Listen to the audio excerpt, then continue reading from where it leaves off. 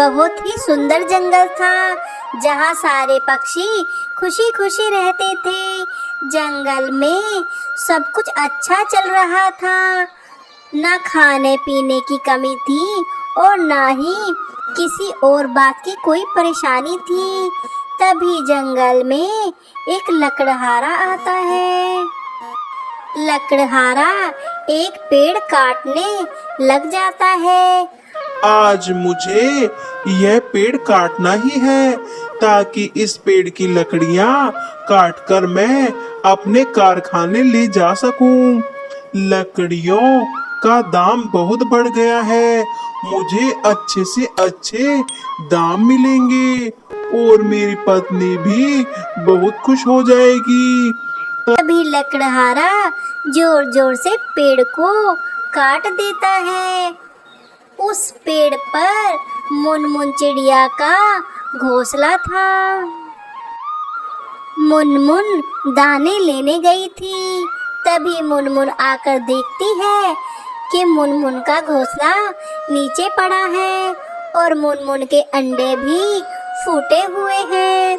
मुनमुन अपने अंडों को देखकर बहुत रोती है। इस दुष्ट शिकारी ने मेरे बच्चों को इस दुनिया में आने से पहले ही मार दिया। मैं इस शिकारी को छोड़ूंगी नहीं। इस लकड़हारे का कोई ना कोई इंतजाम करना होगा, नहीं तो ये मेरे जैसे ही पक्षियों को बर्बाद कर देगा। मुनमुन के पास अब कोई घर नहीं था। वह टुन्नी चिड़िया के पास जाती है।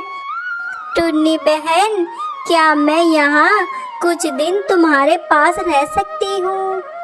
हाँ हाँ मुनमुन, तुम मेरे पास रह सकती हो। मुनमुन, तुम बहुत परेशान लग रही हो, क्या बात है?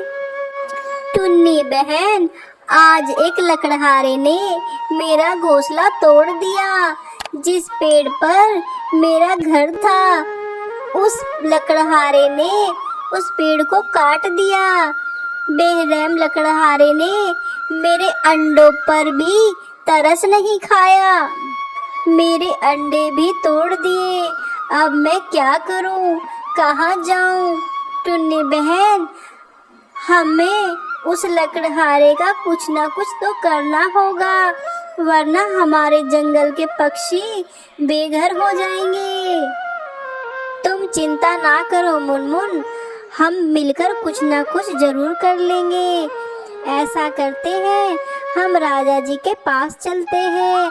राजा जी हमारी इस समस्या का कुछ ना कुछ हल जरूर निकालेंगे। चलो टुन्नी चिड़िया, चलो हम सारे पक्षियों को इकट्ठा कर लेते हैं और राजा के दरबार चलते हैं। सारे पक्षी एक जगह जमा हो जाते हैं। जंगल के महाराज भी सभा में पहुंच जाते हैं। पक्षियों, हमें उस लकड़हारे का कुछ ना कुछ करना होगा, नहीं तो हम सारे पक्षी बेघर हो जाएंगे। महाराज, आप ही कुछ उपाय बताएं, हमारी तो समझ में कुछ नहीं आ रहा। ठीक है पक्षियों, लकड़हारा जब जंगल में आए तो मेरे पास सूचना करे, मैं उस लकड़हारे से बात करूंगा। ठीक है महाराज, हमें वह लकड़हारा जंगल में दिखेगा तो हम आपको सूचित कर देंगे। अगले दिन लकड़हारा फिर से जंगल में पेड़ काटने आ जाता है। तभी वहाँ कालू लकड़हारे को देख लेता है। कालू महाराज के पास जाता है।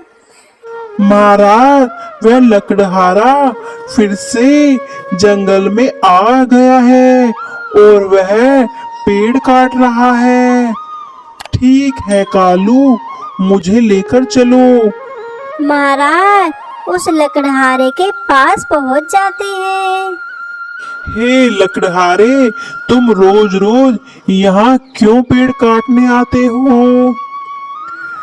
मुझे इन लकड़ियों से बहुत अच्छी आमदनी होती है, इसलिए मैं लकड़ी काटने आता हूँ। हे लकड़हारा, तुम इस जंगल में लकड़ी काटना छोड़ दो। हम पक्षी बेघर हो रहे हैं। अगर कोई तुम्हारे घर से तुम्हारा घर छीन ले तो तुम्हें कैसा लगेगा?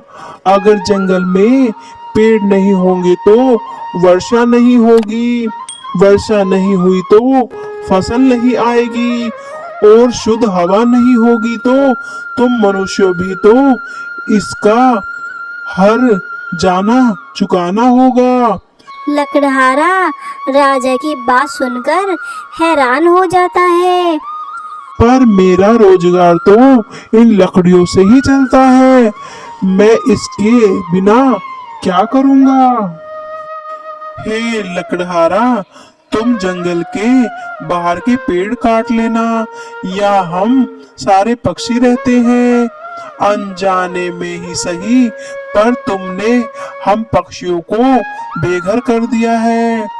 ठीक है, मैं इस जंगल के पेड़ नहीं काटूंगा, मैं बाहर दूसरे जंगल के पेड़ काट लूंगा, और मैं ढेर सारे पेड़ लगाऊंगा, जिससे कभी पेड़ों की कमी नहीं आएगी। इस कहानी से हमें सीख मिलती है कि पक्षियों के साथ साथ हमें भी पेड़ों की उतनी ही जरूरत है जितनी कि अन्य पक्षियों को। बारिश शुरू हो गई थी। सभी पक्षी अपने घरों में बैठे हुए थे। जी, आपने भोजन का इंतजाम भी नहीं किया।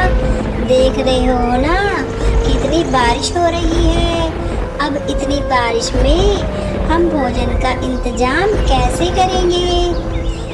मैं तो आपके आलस से बहुत परेशान हूँ। सारे पक्षियों ने कितनी मेहनत करके अपने लिए भोजन का इंतजाम कर लिया, लेकिन आपने ना तो मेरी मदद की और ना ही भोजन का इंतजाम किया। सुंदरी कालू को बहुत सुनाती है, पर कालू को कोई फर्क ही नहीं पड़ता। धीरे धीरे बारिश तेज होने लग जाती है। जंगल में पानी भरने लग जाता है। कालू जी, आपने हमें कहीं का नहीं छोड़ा। अब मैं अपने बच्चों का पेट कैसे भरूं? बेचारे मेरे बच्चे रात से भूखे हैं। अब बताओ मैं क्या करूं? अपने बच्चों को क्या खिलाऊं? और ये बारिश तो रुकने का नाम नहीं ले रही है। सारे जंगल में पानी भरता जा रहा है। भोजन भी ढूंढने जाऊं तो कहाँ जाऊं? सुंदरी, मुझे माफ कर दो, ये सब मेरी वजह से हो रहा है। अगर मैं तुम्हारे साथ भोजन का इंतजाम कर देता तो आज हमारे बच्चे भूखे न रहते। मुझे अपने बच्चों का दुख देखा नहीं जा रहा। सुंदरी। कालू जी, अब हम क्या करेंगे? तुम चिंता ना करो सुंदरी, मैं अभी अपने पड़ोसियों पक्षियों के घर जाकर भोजन का पता करता हूँ। सुनिए जी, मैं भी आपकी मदद करती हूँ। मैं अपनी दोस्त के घर जाकर भोजन का इंतजाम करने की कोशिश करती हूँ। ठीक है सुंदरी। कालू और सुंदरी भोजन की तलाश में निकल जाते हैं। मौसी के पास जाती है। मौसी, क्या मुझे थोड़ा भोजन मिल सकता है? मेरे बच्चे भूखे हैं और इस बारिश में मैं कहाँ भोजन ढूंढने जाऊंगी? हाँ हाँ सुंदरी, मैं तुम्हें थोड़ा भोजन दे सकती हूँ। तुम्हारा बहुत बहुत धन्यवाद मीनू मौसी। सुंदरी चिड़िया रानी के पास जाती। क्या तुम्हारे पास थोड़ा ज़्यादा भोजन है? मुझे थोड़ा भोजन की जरूरत है, मेरे बच्चे भूखे हैं। हाँ हाँ सुंदरी, क्यों नहीं, मैं तुम्हारी मदद जरूर करूँगी। ये लो, थोड़ा भोजन ले जाओ। तुम्हारा शुक्रिया रानी। और काल बहुत सारा भोजन अपने पड़ोसी पक्षियों से इकट्ठा कर लेता है और इधर सुंदरी भी काफी भोजन इकट्ठा कर लेती है। सुंदरी जाती है, टुन्नी चिड़िया मेरी दोस्त, क्या मुझे थोड़ा भोजन मिल सकता है? क्या तुमने भोजन का इंतजाम नहीं किया सुंदरी? किया था टुन्नी, लेकिन सारा भोजन खत्म हो गया है। और तुम कालू को तो जानती हो, कालू जी ने मेरी भोजन जमा करने में कोई मदद नहीं की। सारा दिन भर सोते रहते थे, जिससे मैं ज़्यादा भोजन जमा नहीं कर पाई। अब भोजन खत्म हो गया है और बच्चे भूखे हैं। कोई बात नहीं सुंदरी, तुम मेरे पास से भोजन ले जाओ। मैंने बहुत सारा भोजन इकट्ठा करके रखा हुआ है। ये लो भोजन। तुम्हारा बहुत बहुत धन्यवाद टुन्नी चिड़िया।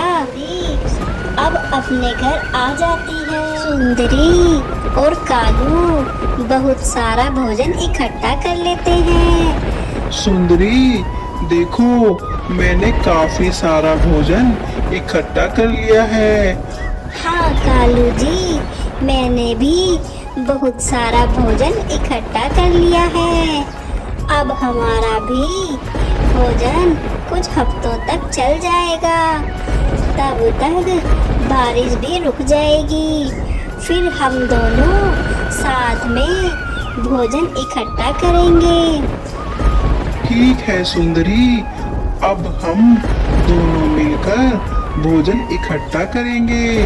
अब मैं कोई आलस नहीं करूँगा और तुम्हारे साथ में मिलकर मदद करूँगा।